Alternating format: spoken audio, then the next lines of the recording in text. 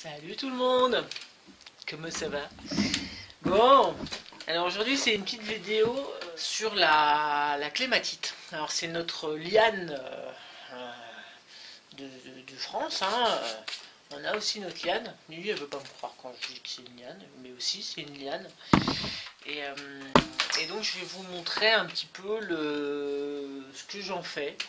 Donc là pour l'instant, l'activité principale que j'en ai fait, c'est de la vannerie.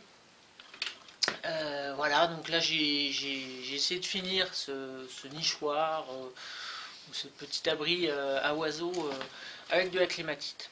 Et je peux vraiment la travailler, voilà, je la récolte et puis après je la travaille quand je veux, juste en la mouillant. Je vais juste vous montrer en fait voilà, comment ça réagit, sec ou mouillé.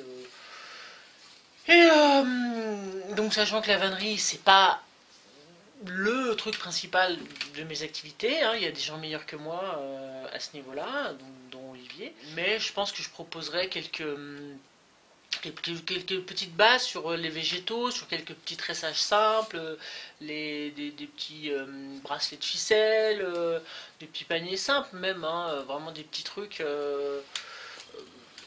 des petites corbeilles, voilà, avec des tressages très très simples, ou ce genre de trucs. Ça c'est des trucs tout bêtes avec du jonc. Là, il a séché, mais c'était un petit hochet. Vous voyez, c'est des petites choses basiques, mais qui peut être marrant aussi avec les enfants. Petites choses comme ça, des petits tressages, juste pour montrer en fait les petites bases, les choses très très simples. Et après, si les gens veulent faire des gros paniers, même si moi j'en ai fait des paniers, même sur Arceau, j'ai commencé. Voilà, après, je pense que les gens qui sont purement vanniers, bah, il vaut mieux aller les voir eux, quoi. Vous voyez, moi c'est vraiment des petites bases. Et voilà, chacun son truc. Moi c'est plus le bois, les cuillères. Je laisse, même si j'ai des petites bases, je laisse les choses à ceux qui sont vraiment pros là-dedans, quoi. Moi je connais beaucoup de choses de façon générale en fait. Je peux donner plein de petits trucs, plein de petites astuces dans plein de domaines. Mais voilà, après c'est comme la botanique. La botanique, je vais connaître des plantes, mais voilà, je vais pas toutes les connaître. Et donc voilà, c'est ça qui est sympa, de diversifier aussi un peu les contenus et de s'adapter aux personnes qu'on va avoir en face de soi. Que ce soit enfants ou des gens qui veulent plus axer sur les plantes, la nature, etc. Donc voilà. Bon, c'est ma parenthèse, je vous montre un peu comment la clématite se comporte. C'était surtout du blabla en fait, hein. Ouais, bon. Donc là on voit un petit tas de clématites, bon, pas très intéressantes, enfin pas très intéressantes. Pour la plupart, elles sont assez cassantes. Donc là, c'est vrai que je tombe sur des brins, des fois, qui ont l'air sympathiques comme ça, quoi. Celui-là, il est pas mal, il est assez long. Et parfois, j'ai des surprises. C'est-à-dire que même sec, typiquement celui-là, il a l'air sec. Donc, faut pas se fier à la première écorce, hein. La première écorce, elle est de toute façon cassante. Mais en dessous, ça a l'air pas mal. Et ça n'a pas l'air de péter. Du tout, même. Donc ça, c'est pas mal pour un tressage. Des fois, il ne faut pas se fier, il faut vraiment enlever en fait la partie supérieure ici. Il ne faut pas forcément se fier à la tête extérieure. Voilà, hein, l'écorce extérieure. Donc dans les bonnes surprises, j'avais celle-là par exemple. Voilà, alors celle-là, elle est formidable, formidable, vraiment très très souple. Maintenant, il y en a que vous cueillez et elles sont cassantes quand même, hein. Elles sont mortes quoi, hein, depuis longtemps, donc elles sont cassantes. Mais si elles sont vertes, franchement, et ça c'est génial quoi. Vous pouvez limite faire vos lacets de chaussures avec ça. Et donc on retrouve donc cette fameuse petite écorce craquante. Et donc là moi pour tresser, je déshabille tout quoi, hein.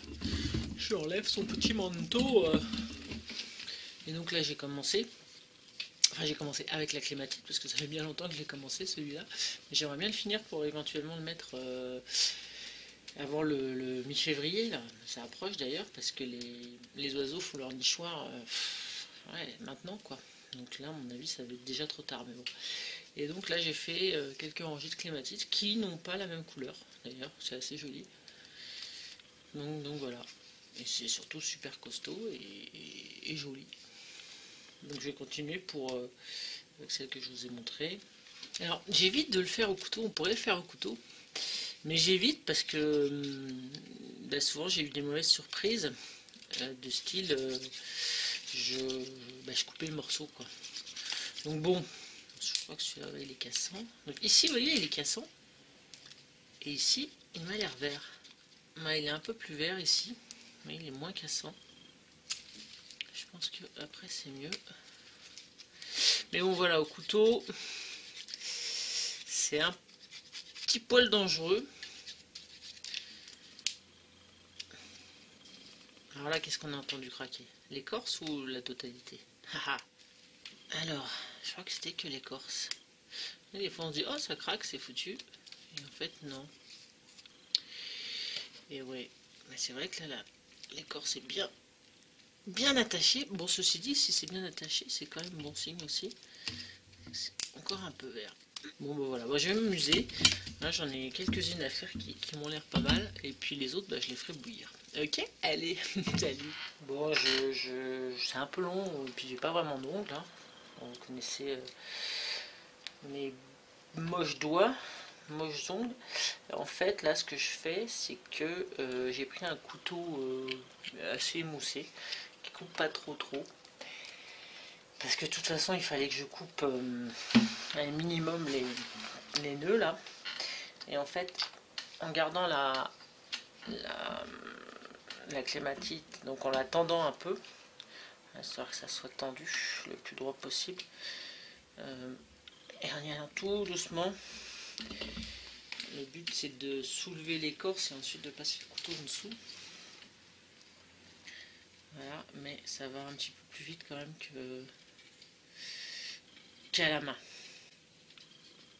Mais il y a toujours le risque de rentrer. D'ailleurs là je suis un poil rentré. Ça fragilise quand même vraiment le brin quoi. Ouais, je crois que là, non, ça va, ça passe, mais voilà.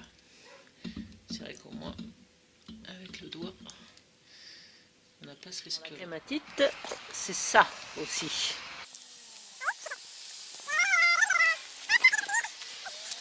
Voilà la taille, d'accord. Une bonne grosse liane. À quoi ça sert? Déjà, quand vous avez une belle grosse liane comme ça, toute cette partie fibreuse ici, ça c'est absolument génial pour allumer le feu. Et éventuellement, si vous arrivez à choper des longs bouts, éventuellement faire de la ficelle végétale, mais bon, j'ai jamais essayé, peut-être un peu dur. Mais en tout cas, voilà, ça, pour allumer le feu, ça c'est super.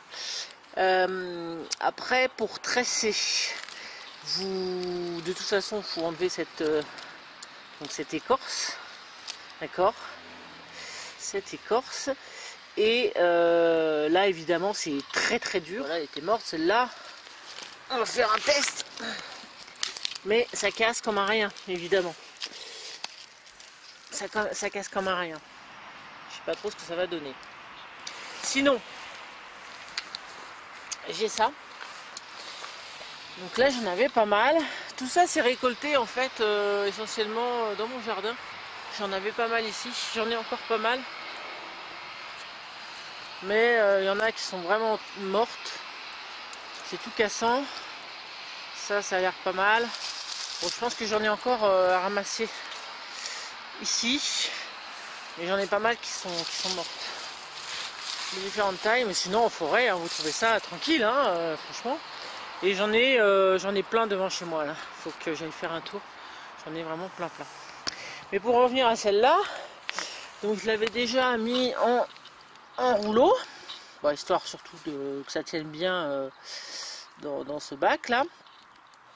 Et puis ça fait quoi, 3-4 jours que c'est dans l'eau. Donc il y avait plus d'eau, mais les chiens boivent dedans. J'avais mis ça pour bien enfoncer.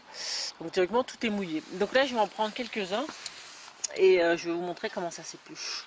Théoriquement ça s'épluche assez facilement une fois que c'est mouillé. Donc là j'ai rajouté un brin déjà ici. Donc j'ai fait que la moitié pour rattraper. Les deux côtés n'étaient pas... Les deux côtés étaient pas... Il y en avait un plus bas que l'autre. Donc j'ai rattrapé, j'ai fait un tour... voilà. C'est à peu près égal.